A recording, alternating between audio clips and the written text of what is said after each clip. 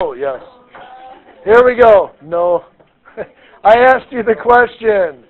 What type of biome are we in? Temperate forest is definitely, yes. Hey guys, get focused. So temperate, yes, we are in a temperate between 30 and 60 degrees latitude, and we do live in a forest biome, so we are in a temperate forest. Very good. Okay. No, they do not. That would be an Arctic region. Okay. So looking at the tropical biomes first, let's start closer within 30 degrees of the equator.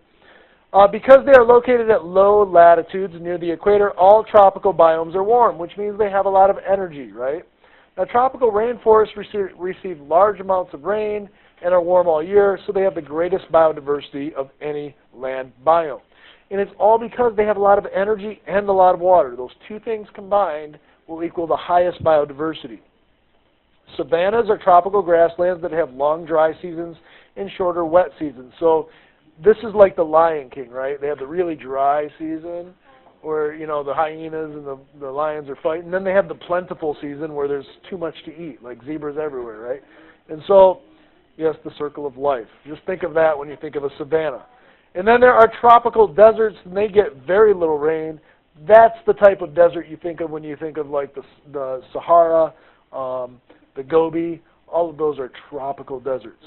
And because deserts are drier, they have fewer plants and animals than other biomes. So in a desert, you have a lot of energy, a lot of heat, but you're lacking the water, okay, that actual climate portion, okay, that temperature, precipitation portion of climate. Okay. And then there, of course, are temperate biomes. That's us, between 30 and 60 degrees latitude. These are at the mid-latitudes, and they have a wide range of temperatures throughout the year. Just like Michigan, you know, we have wide temperatures throughout the day. It can be like 20 degrees in the morning, 85 degrees in the midday, and then turn around and be, 20 degrees at night. So temperate grasslands have moderate precipitation, cooler temperatures than savannas do, and temperate grasslands are often used for agriculture. This reminds me of what in America? The Great Plains, right? And if you go out west where we grow all our food, makes sense. And then we have temperate forests. That's where we're at. They grow in mild climates that receive plenty of rain. And then there's the temperate deserts, which we do have in America as well. And they receive little precipitation, but have a wide temperature range throughout the year. So when we say temperate desert, I'm not talking about like the Sahara or the Gobi where you see like camels walking around, right? I'm talking about the ones we have here in America. Like, I believe we have a few in New Mexico. My geography is not perfect. I know there's some in California, Arizona, yeah, Nevada. Okay, now you're talking. But yes. And then there are the high latitude biomes. These are going to have extremely cold temperatures. This makes me think of the Arctic and the Antarctic. The coniferous forests in cold, wet climates are what are called taiga. There are taigas in some taigas. Right? Well, the portions of the northern taiga of like Russia, right? So winters are long and cold, and most of the precipitation falls in the summer. Imagine this. Anybody ever heard of the boreal forest? Okay, so the boreal forest, imagine a rainforest of conifer trees, a rainforest of pine trees. There's more oxygen produced in the boreal forest than are the rainforests themselves. Nobody talks about it because nobody goes there because you really can't get there and come back very easily. And you can't even log this. Most of the trees, the biggest part of the tree is under the snow, the packed snow. It's just the top stick out. Okay. Now, imagine being in a place that's so cold it only snows in the summer. Because in the winter, all of the water is completely condensed and sitting on the ground in the form of snow or ice. That's what we're talking about here, okay? That's the taiga. Now, the tundra gets very little rain, so plants are short. Much of the water in the soil is not available because the water is frozen for most of the year. Anybody ever heard of permafrost? Okay? This is like the area between the permafrost and the rocky area below it. Now, we've all probably seen polar bear videos on like the Discovery Channel. You know how when they come on land, that rocky land with like the moss growing everywhere? That would be the tundra. Okay. Anybody ever been to the tundra, like Churchill up in Canada? No? I went there a few years ago to watch the polar bears migrate. It's kind of cool. I went with my dad. They take you out in big tundra buggies. You ever see those? They're like a school bus on steroids.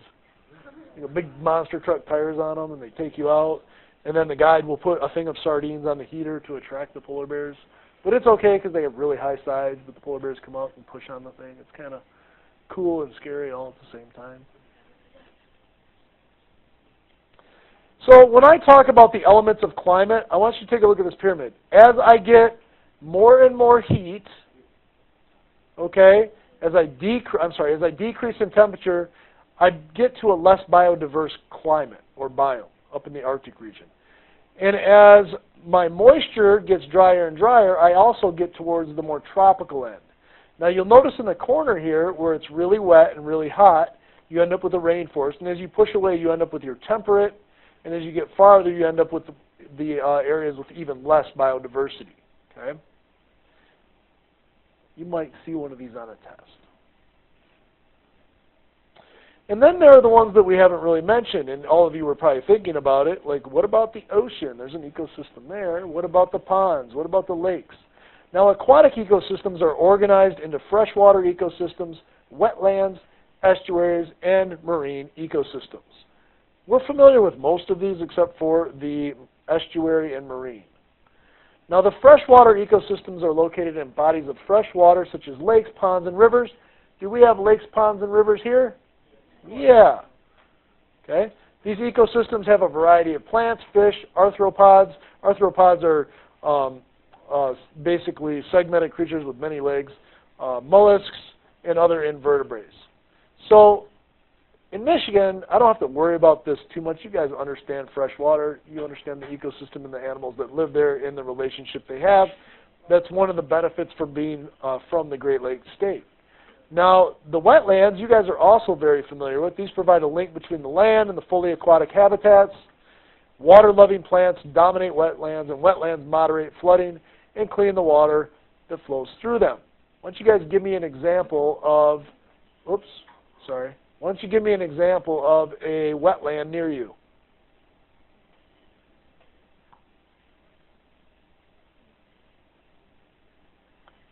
Give me an example of a wetland that is near you.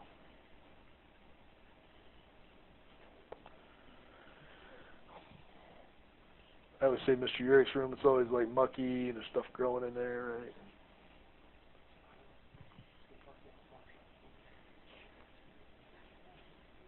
Come on, there's 20 some of you. Let's go. Be wrong. Type it in.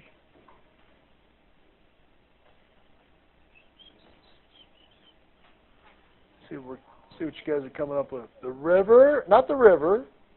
Topico Marsh is good. Isn't it Topico? Or is it Topico? Tobacco Marsh. State Park, that works, yeah. Yeah, we said the marsh. Yep. Okay, the state park, okay. So, yeah, that's a good example. And the reason the state park is there is because it's the area between the water, you know, the Lake Huron, obviously, Saginaw Bay, and the mainland. And it's these areas between that are considered wetlands. Now, the water is trying to get into the bay, right? And in the process of it trying to get there by gravity and other forces, it's actually getting filtered through the wetlands. What if we fill in our wetlands? Water does not get filtered, and then we have pollution out in the bay. So if you think about some things that your wetlands do for you, they not only remove pollutants, they remove like heavy metals. You guys know what cattails are, right? Yeah, they remove mercury from the water. So without cattails, you have high levels of mercury in your water. So we have to be careful about letting companies fill them in and building things like Walmarts or, you know, large industrial buildings on top of wetlands. Now, wetland property is usually really cheap if it's for sale because you legally can't fill it in, right? It's useless other than the environment and ecosystem that's there. But if I'm a big company, sometimes I can talk an area into making exceptions to the rule and allowing it to be filled in. That happens all the time. Now, gentlemen, Mr. Millars, have you ever seen a Walmart? Now, I'm picking on Walmart a little bit just because we all know what it is. It's not just Walmart, by the way. This is most big corporations. Have you ever seen Walmart go into an area and find an old building and restore it? No. No, they don't do that. They find the cheapest piece of land, they fill it in with sand, it's usually a wetland, and then they put their Walmart on top of it. Okay? And when that Walmart wears out, do they refurbish that one? No. They move to the town that's really close by, buy another cheap piece of land, and they do it again. Does that sound sustainable? It is wasteful, and it's not sustainable. The biggest problem with that is when that happens, and that's abandoned, that wetland doesn't come back, right? It's filled in. And so those rules that are in place are there to protect the wetlands, but often people are given development exceptions, and it's called zoning ordinance. I gotta remember, it's an exception to the zoning ordinance of that area. Like it's zoned wetland, it's not supposed to be built on. However, a lot of times when the county boards get together, they make exceptions for these companies.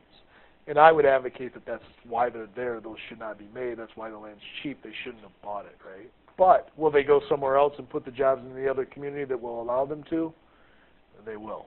And so you have this battle between money and the environment all the time that goes on. A lot of it is around our wetlands in Michigan. And in a state that most of our economy relies on those Great Lakes, we really have to be careful of allowing people to fill those in. Now, an estuary is an area where fresh water from a river mixes with the salt from the ocean. We don't have a lot of these. I think of these as the wetlands for the ocean, in a way. Now, estuaries are productive ecosystems because they constantly receive fresh nutrients from the river and the ocean. Has anybody ever swam in the springs down in Florida? Yeah, like the warm springs. They're pretty neat, like when the manatee are there and stuff. So those springs, they well up out of the ground, and the water is really warm. And so in the wintertime, all of like the sea manatee, you guys know what manatee are? Okay, all right. The dig-dungs or whatever they call them, they come up from the ocean and they come through the channels and they come there to nurse their young and raise their young. So do a lot of fish. Because if they had them out in the ocean, there's big predators out there, right? They get ate, and it's too cold there anyway. So they come into these estuaries. Dolphins do this too. So they're extremely important to the ocean animals as well as the ones that stay there year-round. Now, marine ecosystems are found in the salty waters of the oceans. We understand those. We've all seen Shark Week, right? And then we've seen coral. We've seen that, okay? So kelp forests, seagrass communities, and coral reefs are found near land. Now, the open land, ocean, far from land, has plankton and large predators. And this is the part we don't see too much when we go to, like, the beach, right? Or when we go visit a coral reef. This is the kind of the unknown portion, but we do know a lot about it now. So this is going to have different types of plankton. If it's phytoplankton, it's plant plankton. If it's zooplankton, it has little tiny protozoan and animals in it, okay? You guys have heard of probably different types of plankton. There's two basic types. It's basically a community of a lot of different organisms. And then, of course, our large predators, dolphins, whales, and sharks.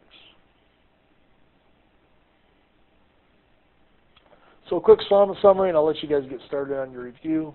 An ecosystem is a community of organisms and their abiotic environment, so both living and non-living, biotic and abiotic. An ecosystem responds to change in such a way that the ecosystem is restored back to equilibrium. Remember, that process is called succession. There's two key factors of climate that determine biomes, and they are temperature and precipitation. Temperature, how much energy you're getting into your system. Precipitation, how much water, that solvent of life that you get. Two very important things to any ecosystem. And then Earth's major terrestrial biomes are grouped into latitude, tropical, temperate, and high latitude. Remember, tropical are within 0 to 30 degrees latitude, temperate between 30 and 60 degrees latitude, and then above 60 is going to be our high latitude, those really cold places. And then the aquatic ecosystems, we have freshwater, wetlands, estuaries, and marine ecosystems. And if I give you an example of any one of those, hopefully you can identify it now. Okay? All of these, though, include living and non-living, biotic and abiotic. All right.